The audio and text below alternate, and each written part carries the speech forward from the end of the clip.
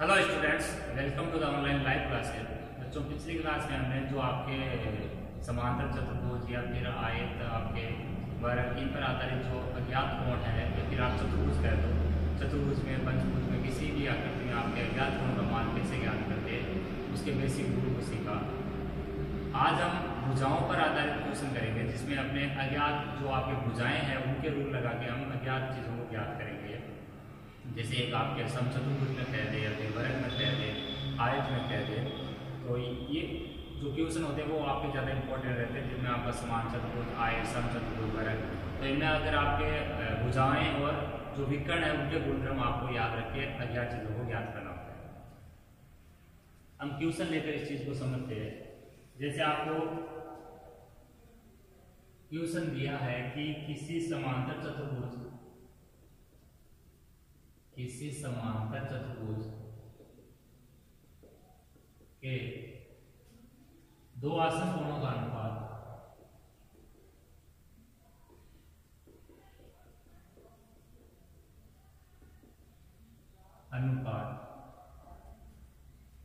1:5 कितना है?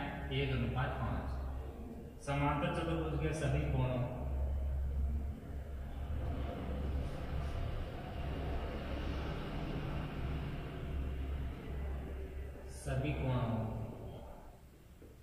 का मान ज्ञात कीजिए।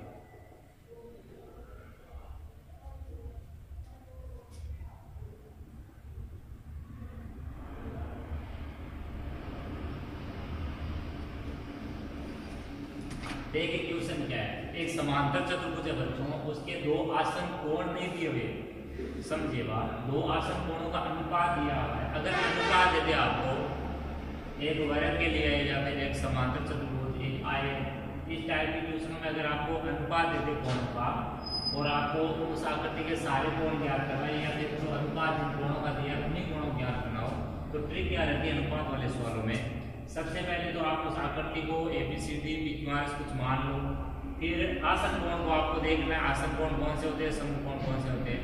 समूह कोण के लिए रूल क्या है, आसन के लिए क्या है। समूह के लिए रूल ये है कि आपके जो आयत और वर्ग का प्रत्येक कोण 90 डिग्री होता है, तो समूह कोण बराबर होंगे और आसन कोणों का योग उनका 180 होगा। क्लियर। समांतर चतुर्भुज में क्या होंगे, समूह कोण आपके बराबर होंगे और आसन कोणों का योग 180 होगा।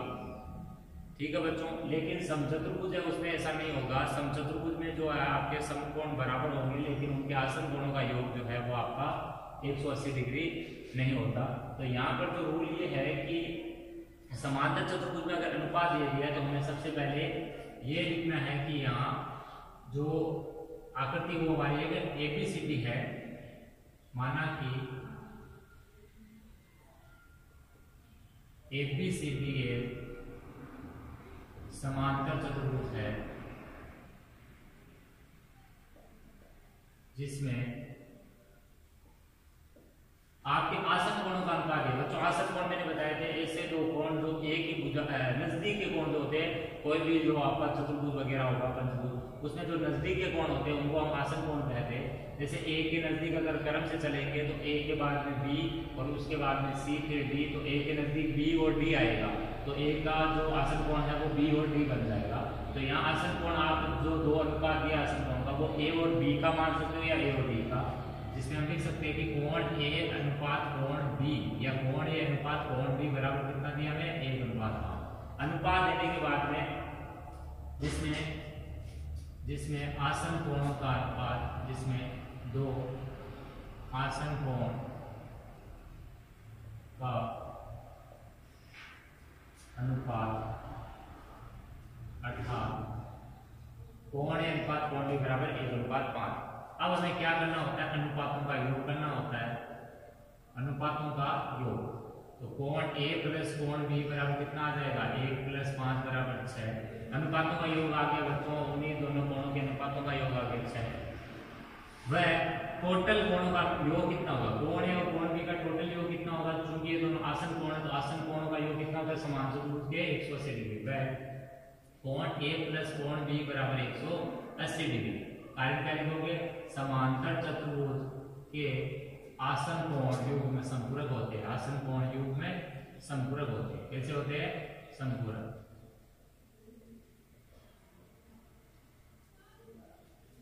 अब हमें निकालना है 1 नंबर आपका कोण ए।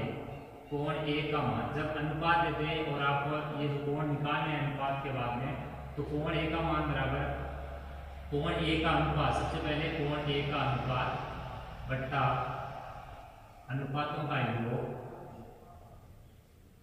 गुणा कोण ए प्लस कोण बी के मान का योग।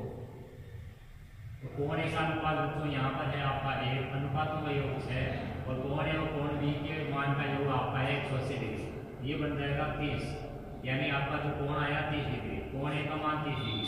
सेकंड देखिए कोण बी का मान। कोण बी के मान के लिए हमें कोण बी का अनुपात बट्टे में आएगा अनुपातों का योग गुणा में आएगा आपके कोण ए प्लस कोण बी के मान का योग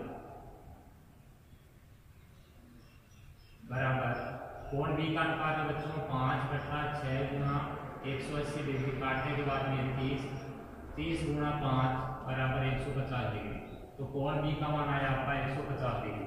अब कोण ए और बी तो आ चुके हैं हमारे, लेकिन इस समांतर चतुर्भुज के हमें ज्ञात करने हैं चारों के चारों, यानी सभी कोण ज्ञात करने हैं।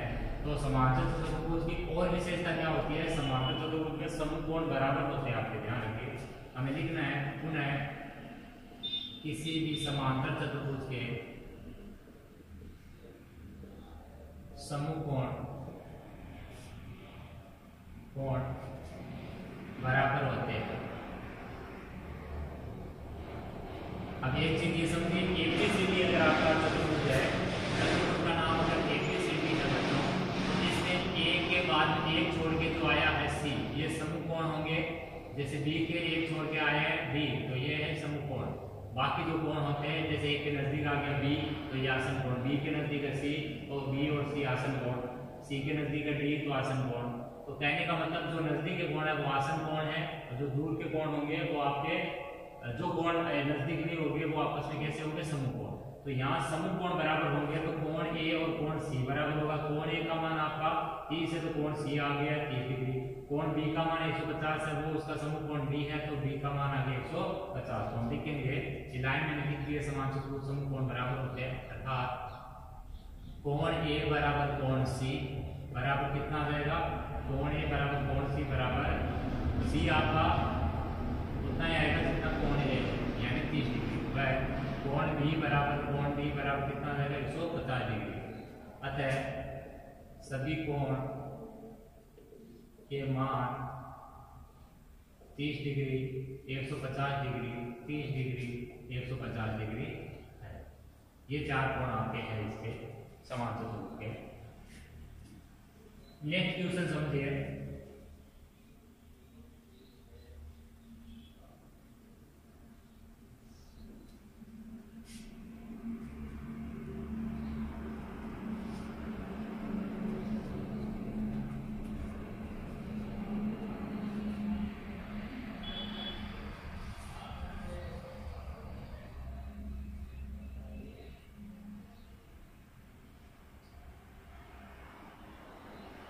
आकृति RIS के एक समांतर चतुर्भुज है। कैसी आकृति है? समांतर चतुर्भुज की है। तब अक्ष व y के मान बताइए। अक्ष व y के मान बताइए। और लंबाइयां हैं वो सेंटीमीटर में ध्यान रखिए बच्चों। आकृति एक समांतर चतुर्भुज की आपको दे रखी है और आकृति का नाम जो है आपका वो है RIS के। यहाँ जो अपने लेखकाम में दिए गए RIS के, ये मान आपका 3 अक्ष है, ये 3y-1 है, ये 18 है और ये 26 है। सबसे पहले आपको रूल क्या याद रखना है कि अगर आपको जो अज्ञात चीज ज्ञात करनी है वो अगर आपके कोणों की जगह ना आके भुजाओं पर आ जाए या विकर्ण पर आ जाए, तो रूल भुजा और विकर्ण का आपको याद हो जाए। जैसे यहाँ समांतर चतुर्भुज में बात चले या सम चतुर्भुज में बात चले या वर्ग में चले या आयत में बात चले, अगर भुजाओं पर मान ली कि अज्ञात चीज ज्ञात करवाए तो भुजाओं का गुणधर्म, विकर्ण पर लिखवाए तो विकर्ण का गुणधर्म, कोण पर लिखवाए कोण का गुणधर्म। रूल आपका फिक्स है कि आपको गुणधर्म लगाने यहाँ पे। गुणधर्म आपका समांतर चतुर्भुज का ये कहता है, समांतर चतुर्भुज की जो समभुज भुजाएं होती है वो समांतर भी होती है बच्चों, और वो बराबर भी होती है। तो KS समांतर है RI और KS RI के बराबर, KR और SI है वो समांतर है और बराबर है। तो 26 बराबर 3y माइनस 1 होगा और 3x बराबर 18 क्या होगा। तो सीधी सीधी सरल समीकरण बनेगी, x और y ज्ञात हो जाएगा। तो आपको लिखना है क्या यहाँ पर कि समांतर चतुर्भुज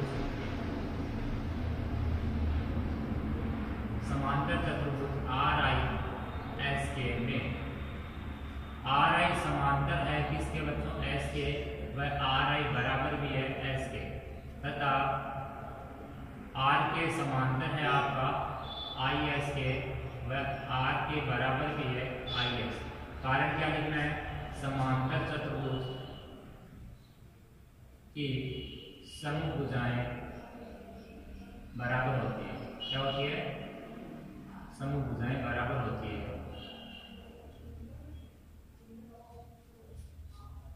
अतः 3x बराबर होगा 18 नंबर 1, व 3y माइनस 1 बराबर 26 नंबर 2। यहाँ समीकरण जो बननी है उसमें अज्ञात चीज को लेफ्ट में रखना है और जो ज्ञात चीज है उसको राइट में रखना है। अब समीकरण 1 व 2 को हल कर लेना है।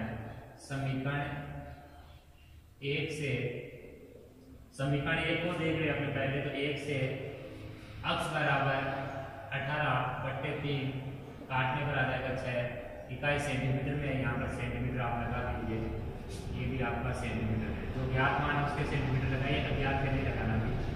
x बराबर 6 सेंटीमीटर, वह x बराबर कितना आ जाएगा आपका 6 सेंटीमीटर आ जाएगा। दूसरा है आपका समीकरण 2 से 3y माइनस 1 बराबर 26, इसलिए 3y बराबर 26 प्लस 1 बराबर 27, या y बराबर 27/3 काटने के बाद में आएगा 9 इकाई लगानी आपको सेंटीमीटर। तो बच्चों x और y का जो मान आया है वो कितना कितना आया है, 6 और 9 से। यही हमें यहाँ पर x और y का मान पूछा गया था।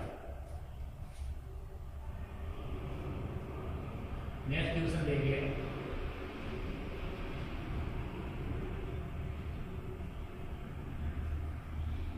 थर्ड भी आपका एक समांतर चतुर्भुज पर आधारित क्वेश्चन है। आकृति का जो नाम है यहाँ पे वो है आपका STEW, जो एक समांतर चतुर्भुज है जिसमें x और y आपको चाहिए। आकृति आपको दे रखी है यहाँ पे,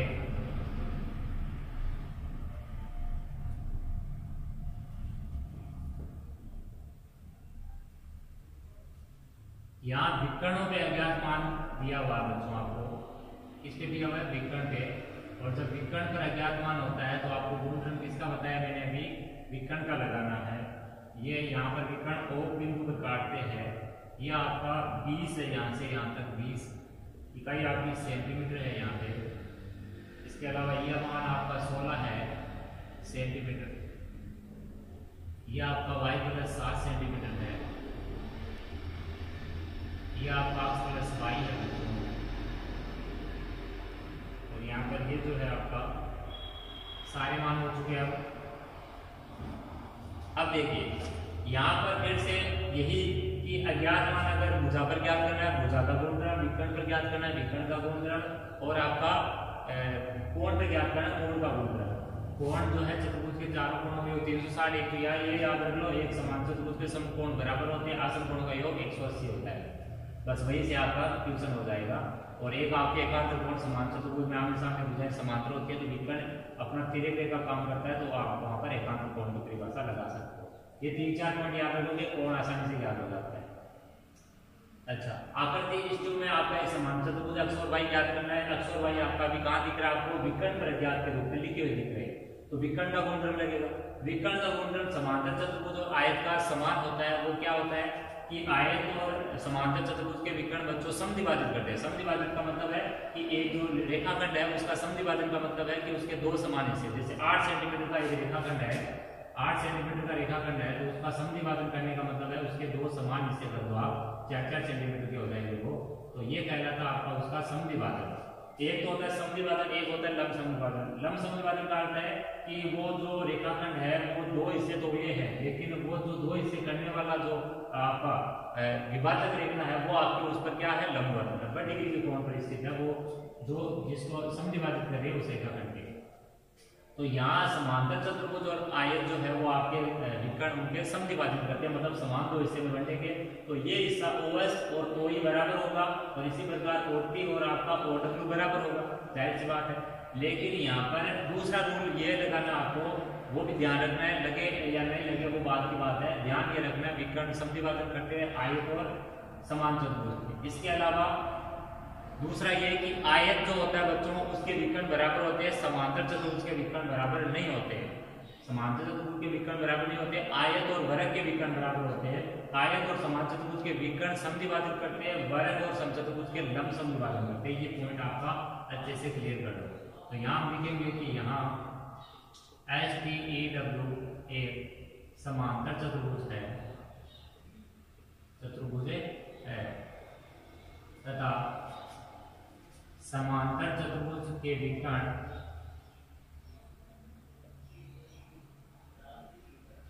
परस्पर समद्विभाजित होते हैं या समद्विभाजन करते हैं, समद्विभाजित होते हैं। अर्थात OS बराबर होगा बच्चों OE व OW बराबर होगा OT के। ये और ये बराबर हो जाएगा, ये विकर्ण है ना जो आपका SE, उसके दो भाग हिस्से होंगे वो बराबर होंगे, OS बराबर OE के हो जाएगा और OT बराबर OW के हो जाएगा। ये ध्यान रखिए, समान चतुर्भुज के विकर्ण समद्विभाजित होते हैं, गुणधर्म कहलाता है ये समान चतुर्भुज का। तब ये तो आपका y + 7 बराबर 20 हो जाएगा। OS बराबर OE है तो OS का मान 20 है और OE का मान y + 7 है। ज्ञात चीज को मैंने लेफ्ट में रखा है, राइट को मैंने जो ज्ञात है उसको राइट में रखा है। तथा दूसरी जो समीकरण बनेगी वो बनेगी आपकी x + y बराबर 16 के, ये नंबर 2। अब समीकरण 1 से, समीकरण 1 में एक ही चर है। सबसे पहले ध्यान रखना है कि हमें जब दो समीकरण बन जाए तो उसको पहले हल करना है जिसमें एक अज्ञात है। जब दो समीकरण बन जाए उसको पहले हल कीजिए जिसमें एक अज्ञात है, जैसे इसमें अज्ञात y है केवल, इसमें अज्ञात x और y दोनों है। तो पहले इसको हल नहीं करना, पहले किसको हल करना, समीकरण 1 को।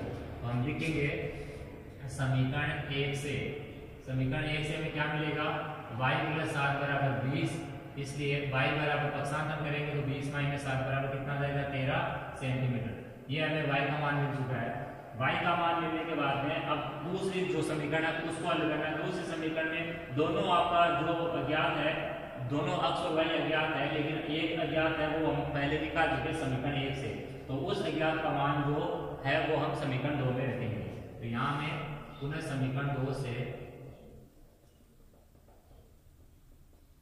x + y बराबर कितना, 16, y बराबर 13 सेंटीमीटर समीकरण 2 में रखने पर ये समीकरण में जब हम मान रखेंगे तो कितना आएगा, देखिए x + 13 बराबर 16 या x बराबर 16 - 13 बराबर कितना है, 3 सेंटीमीटर। तो x का मान हमें मिल चुका है 3 सेंटीमीटर। तो जो दोनों अज्ञात थे बच्चों वो हमारे आ चुके हैं, एक 3 सेंटीमीटर है, एक 13 सेंटीमीटर है।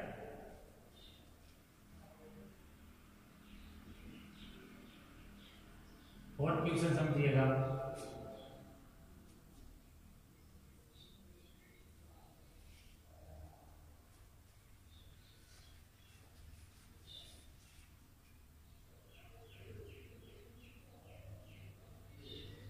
वो एक आयत है, इसके विकर्ण एक दूसरे को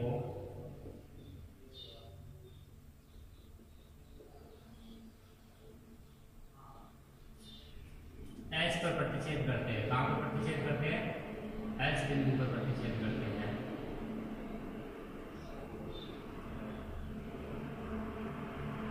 अक्ष का मान ज्ञात कीजिए, अक्ष का मान ज्ञात कीजिए।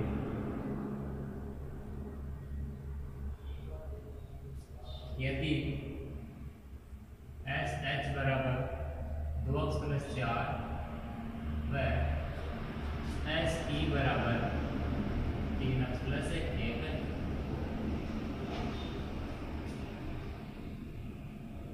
एक आयत दिया हुआ आपके बाद HOPE, और इस आयत में आपको जो चीज दे रखी है वो है विकर्ण, इसके रोटेट किया हुआ विकर्ण ध्यान रखें, रोटेट आप काओ को गहरा भी कर सकते हो, उसी तरह आपने दिया हुआ रोटेट एस पर प्रतिच्छेद करते विकर्ण। और यहाँ पर जो आपका दिया हुआ है SH का मान कितना दिया हुआ बच्चों 2x प्लस 4, ये 2x प्लस 4 है, और SE का मान 3x प्लस 1, SE आपका 3x प्लस 1 सेंटीमीटर है आपका। अक्ष का मान यहाँ पर जो अज्ञात दिख रहा है बच्चों, अक्ष दिख रहा है, उसका मान हमें ज्ञात करना है। तो देखिए अच्छा सवाल है ये, देखो आयत पे लिख के ये चीजें संभव हो सकती थी, ये चीजें आयत पे लिख के संभव हो सकती थी कि एक चीज को यहाँ पर लिखा है, एक दूसरी को यहाँ पर लिखा है। अगर ये मान और ये मान यहाँ पर लिखा हुआ होता तो हम आसानी से अक्ष का मान निकाल सकते थे, समांतर चतुर्भुज में भी आयत में भी। लेकिन समांतर चतुर्भुज में अगर ये चीज यहाँ पर लिख दी तो हमारे लिए मुश्किल हो जाएगा मान निकालना। क्लियर है? क्योंकि समांतर चतुर्भुज में क्या है कि विकर्ण आपके समविभाजित करते हैं लेकिन बराबर नहीं होते। तो हमें ये पता है, ये नहीं पता है, तो हम कैसे इनको बराबर रख सकते थे? तो यहाँ ये आयत में पॉसिबल हो सकता था ऐसा होना, तो आयत में यहाँ पर बना के हमें दे दिया। क्लियर? अब सबसे पहले हमें आयत के विकर्ण पर ये चीज आई, तो विकर्ण पर गुणधर्म लगाना है कि आयत के विकर्ण बराबर होते हैं और परस्पर समविभाजित करते हैं। हम लिखेंगे यहाँ वो एक आयत है तथा आयत के विकर्ण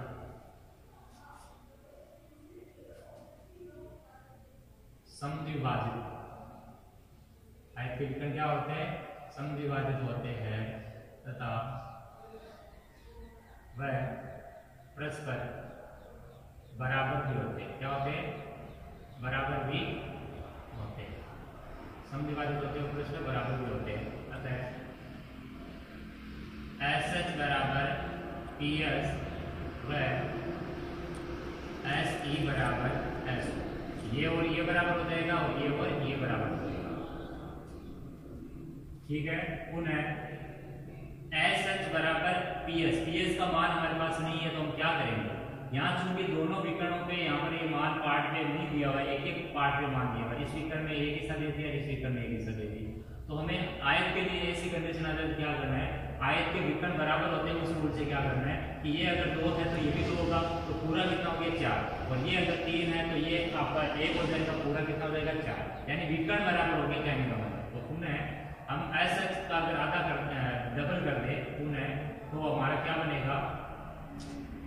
जो है HP बनेगा, HP बराबर 2 गुणा SH, 2SH का मतलब है HP का मान विकर्ण का मान बन गया, और SH का मान हमारा कितना है? SH का मान है 2x प्लस 4, तो ये हमारा आ गया HP का मान।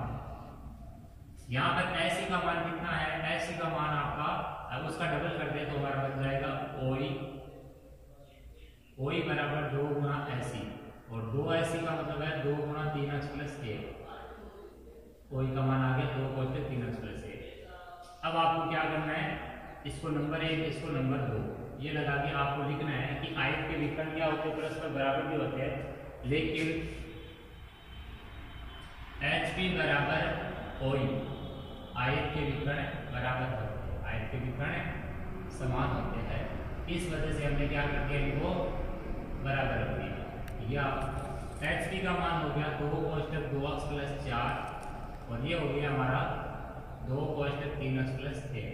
2 और 2 दोनों साइड है, काटो आप, 2x प्लस 4 बराबर 3x प्लस 1, पक्षांतर करके 2x को उधर ले जाओ और 1 को इधर ले आओ, तो ये माइनस का हो जाएगा, ये माइनस का, ये बन जाएगा 3x माइनस 2x बराबर 4 माइनस 1, या x बराबर 3।